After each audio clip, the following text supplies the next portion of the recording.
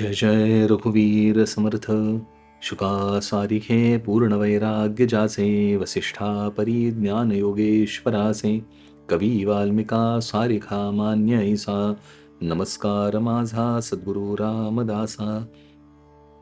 मला वाटते अंतरित्वा वसावे, तुझ्या दासबोधासी त्वा बोध व्हावे, अपत्या परी पाववी प्रेमग्रासा, महाराजया सद्गुरु रामदासा.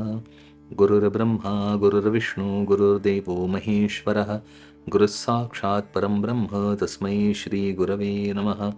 जय जय रघुवीर समर्थ. दशक 11वा, समास 7वा. चंचळ नदी निरूपण. या समासामध्ये समर्थांनी नदीचं उदाहरण दिलेलं आहे आपल्याला. काय सांगण्यासाठी? तर ह्या मायेचा खेळ सांगण्यासाठी समर्थ या नदीचं उदाहरण देतात. माया ही नदीसारखी आहे. समर्थ म्हणतात, चंचळ नदी गुप्त गंगा, स्मरणे पावन करी जगा, प्रचित रोकडी पहागा अन्यथा नव्हे. चंचळ नदी आहे आणि गुप्त गंगा आहे. ती गुप्त आहे, गंगा आहे, पण चंचळ आहे, दिसते पण. हे सगळं वर्णन त्या मायेचं आहे. स्मरणे पावन करी जगा, तिचं स्मरण केलं तरी पावन व्हायला होतं. गंगेचं स्मरण पावन व्हायला होतं. पण इथे गंगा कुठली आहे? गुप्त गंगा. ती गुप्त आहे. म्हणजे गंगा ही अत्यंत पवित्र, अत्यंत शुद्ध आणि अत्यंत सामर्थ्यशाली ह्या अंगाने वापरली जाते. मग तिचं अनेक रूपं आहेत, त्यापैकी ह्या रूपाच्या ह्या गुणांचं प्रामुख्याने स्मरण केलं जातं. गंगेचं स्मरण केलं तरी सुद्धा मी पवित्र होतो, कारण ती सगळं पाप आणि ताप हरणारी आहे. मग इथे ह्या गंगेचा काय संबंध आहे?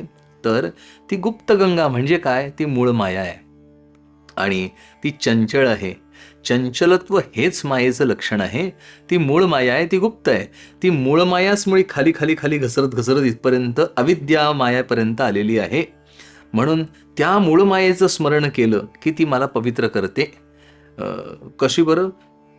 तर मूळ मायेचं स्मरण म्हणजे अहम ब्रह्मास्मी ह्याचं स्मरण. ते जर स्मरण झालं तर खऱ्या अर्थाने मी पवित्र होऊ शकतो. समर्थ म्हणतात, केवळ अचंचळी निर्माण झाली, अधोमुखे बळेच आलेली. ती अधोमुखाने आहे, बळेच चाललेली आहे. ती अधोमुख म्हणजे खाली घसरतीये. ती मूळ माया आहे आणि ती घसरत घसरत ह्या अविद्या मायापर्यंत आलेली आहे. समर्थ म्हणतात, अखंड वाहे परी देखील नाहीच कोणी. ती वाहते आहे, सगळीकडे आहे, पण ती बघत नाही कोणी, ती दिसत नाही कोणालाही, अशी तिची अवस्था आहे.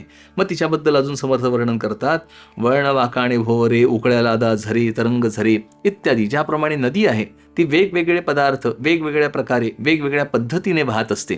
काही ठिकाणी जोरात वाहते, काही ठिकाणी फेणफुगे येतात, काही ठिकाणी अजून कशी होते. ही सगळी माया त्याच प्रकारे या चराचर सृष्टीमध्ये नानाविध प्रकारे वाहते आहे. काही ठिकाणी ती फुगते आहे, काही ठिकाणी मोठी होते, काही ठिकाणी लहान होते आहे. त्या प्रकारे चालली आहे. शुष्क जळाचे चळाळ, धारा धबावे खळाळ, चिपड्या चकळ्या भळाळ, चपळ पाणी.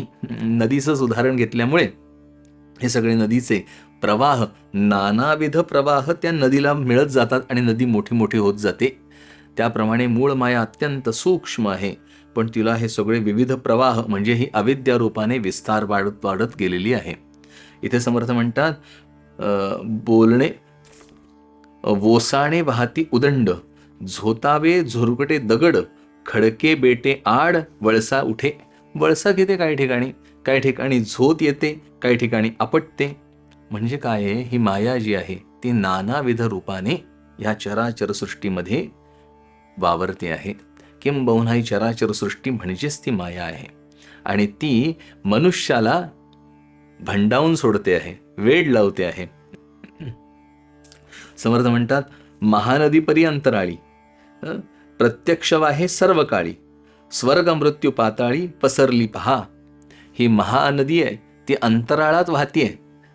गंगा कशी वरून खाली येते, म्हणजे स्वर्गातनं ती भूतलावर आली, भूतलावरनं जिथे जिथे सगळीकडे पसरली आणि पाताळापर्यंत ती पसरलेली आहे.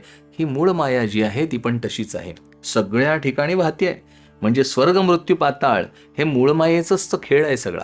त्या मूळ मायेचाच विस्तार होत होत हे सगळे स्वर्ग मृत्यू पाताळापर्यंत आपल्याला जो स्पर्शरूप रसगंध इत्यादी सगळे जाणवत आहेत, हा सगळा तिचा पुढे आलेला हा विस्तार आहे. असं लक्षात घेऊया. समर्थ म्हणतात, प्रत्यक्ष वाहे सर्व काळी, ती प्रत्यक्ष वाहतीये. स्वर्ग मृत्यू पाताळी पसरली पहा, ती अशा प्रकारे विस्तार पावले, पसरणे विस्तार पावणे. अधोर्ध वाहे अधोर्ध अष्टही दिशा, तिसे उदक करी वळसा. अधोर्ध म्हणजे वरून खाली, अधापासून ऊर्ध्वापर्यंत. त्याला गीतेमध्ये त्या वृक्षाचं उदाहरण दिलेलं आहे, ऊर्ध्व मूल मध शाख. ती उलटीकडनं वर वाहते, अधोर्ध अधापासून ऊर्ध्वापर्यंत. वास्तविक पाहता ती नदीचा ओघ नेहमी खाली वाहण्याचा असतो, परंतु प्रवाहाची सुरुवात जी आहे ती ऊर्ध्व आहे आणि प्रवाह खाली आलेला आहे खरा, पण तिचा स्रोत वर आहे. म्हणजे ती पसरलेली आहे, ती अशुद्ध रूपाने खाली आहे आणि शुद्ध रूपाने वरती आहे. तर तिथपर्यंत जायचंय. जाणते जाणती जगदीशासारखीच ते, जे जाणकार आहेत ते जाणतात ही जगदीशासारखीच आहे, किंबहुना त्या परब्रह्मासारखीच आहे. कुठे? ऊर्ध्व ठिकाणी, अध ठिकाणी नाही.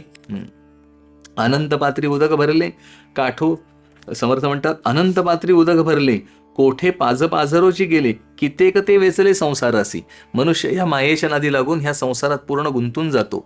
त्याच पाणी म्हणजे तीच माया आपल्याला गुंतवून ठेवते. ज्या ज्या पदार्थास मिळे तेथे तद्रूपची मिसळे. ज्या पदार्थाला ते मिळतं, पाणी समजा कारल्यामध्ये गेलं तर कडू होतं, केळ्यामध्ये आणि आंब्यामध्ये गेलं तर तेच पाणी अमृतासारखं गोडपणा निर्माण करतं. ते ज्या पदार्थाला मिळतं त्या पदार्थासारखं होतं. तसं हे माया अशी विचित्र आहे. सत्वामध्ये सत्वाप्रमाणे, रजामध्ये रजाप्रमाणे, तमामध्ये तमाप्रमाणे. आता वास्तविक पाहता हेच सत्व रज तम देखील तिचेच रूप आहेत, पण तिने हे 3 प्रकार निर्माण केलेले आहेत. 3 प्रकारात ती स्वतः आहे आणि त्याप्रमाणे विस्तार दिसतो आपल्याला. समर्थ म्हणतात, विषयामध्ये विषची, विषामध्ये विषची होते, अमृतामध्ये मिळवून जाते. सुगंधी सुगंध ते दुर्गंधी दुर्गंध, सुगंधामध्ये सुगंधाप्रमाणे आणि दुर्गंधामध्ये दुर्गंधाप्रमाणे. उदक वाहे अपरंपार, न कळे नदी की सरोवर, जळवास करून नर राहिले किती एक. न कळे जळ की सरोवर, एका ठिकाणी थांबल्यानंतर प्रचंड मोठं सरोवर. म्हणजे ही अविद्या माया एवढी वाढलेली आहे की आता कळेना झाली आहे की हे सरोवर आहे, सागर आहे का नदी वाहतीये. वास्तविक पाहता नदी आहे, पण ती समुद्रासारखा विस्तार, म्हणजे प्रचंड मोठं विस्तारित रूप आपल्याला या अविद्या मायेचं दिसतंय. आणि आपण गुंतून जातो या अविद्येमध्येच, आपण भुरळून जातो या विश्वामध्ये, या अविद्येमध्ये. समर्थ म्हणतात, उगमा पहिलीकडे गेले, एक ते बळाचे निवडले. समर्थांनी, एखादा साधक असा असतो की जो बळाचा असतो, म्हणजे याच्यात सामर्थ्य असतो, तो उलटीकडनं प्रवाहात वाहत जातो. आपल्या सगळ्यांना माहिती आहे, नदीच्या प्रवाहात, नदीचा प्रवाह जसा चाललाय तसं वाहणं सोयीचं आहे. पण जो साधक असतो, ही माया आहे ना, मायेची ही नदी आहे आणि ही मायेची नदी ओलांडून जाण्यासाठी उलटीकडनं म्हणजे उलट्या दिशेने, म्हणजे प्रवाहाच्या विरुद्ध दिशेने वाहत जातो, तो खरा साधक. आणि तो एखादा असतो, एक बळाचे निवडले, जे बळाने निवडलेले, म्हणजे ज्यांच्यात सामर्थ्य आहे विचार करण्याचं, ज्यांच्यात सामर्थ्य आहे संतांनी सांगितलेल्या वचनावर चिंतन करण्याचं, तेच उलट्या दिशेला जातात. म्हणजे जिथून ती निघाली आहे ना, त्या उगमाकडे जातात. समर्थ म्हणतात, उगमा पहिलीकडे गेले, तेथे परतून पाहिले तर ते पाणी चाटले काही नाही. उगमाच्या पलीकडे गेलं, जिथून उगम झाला आहे ती मूळ माया, तिथे उगम आहे, आपण बघितलं. आता मूळ माया हा मूळ संकल्प आहे, तो ईश्वराचा संकल्प आहे. ती मूळ माया जिथे निर्माण झाली त्या निर्मितीच्या पलीकडे म्हणजे त्या परब्रह्मामध्ये गेलं की लक्षात येतं माया झालेलीच नाही. समर्थ म्हणतात, अरे जे झालेची नाही त्याची वार्ता पुससी काही. मूळभूत ती घडलेलीच नाही, पण आता घडल्यासारखी भासतीये मिथ्या रूपाने. म्हणून समर्थ म्हणतात, असा जो तव ते पाणीच आटले काही नाही. उगमा पलीकडे गेलं की हा सगळा विस्तार पाण्याचा जो झालाय, नदीचा जो झालाय, मायेचा जो झालेला आहे, तो लक्षात येतं की पाणी नाहीच आहे, हे सगळा भास आहे. ते वृत्तीशून्य योगेश्वर याचा पहावा विचार, दास म्हणे वारंवार किती सांगू. आता वृत्तीशून्य जे होतील, वृत्ती उठते हेच मुळी माया आहे, वृत्ती उठते हीच मुळी तो ईश्वर संकल्प आहे. आणि ह्या वृत्तींच्याही पलीकडे जो जातो तो त्या उगमाच्या पलीकडे जाणं आहे. तिथे अहम वृत्ती देखील मावळते आणि शांतता पसरते.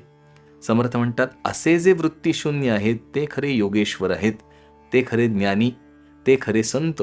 त्यांनी ह्याचा विचार बघावा. दास म्हणे वारंवार किती सांगू, मी परत परत किती वेळा सांगू. ते आपल्याला अंगी बाणावं आणि आपण ह्या उगमाच्या पलीकडे जावं, म्हणून समर्थांना प्रार्थना करूया. जय जय रघुवीर समर्थ.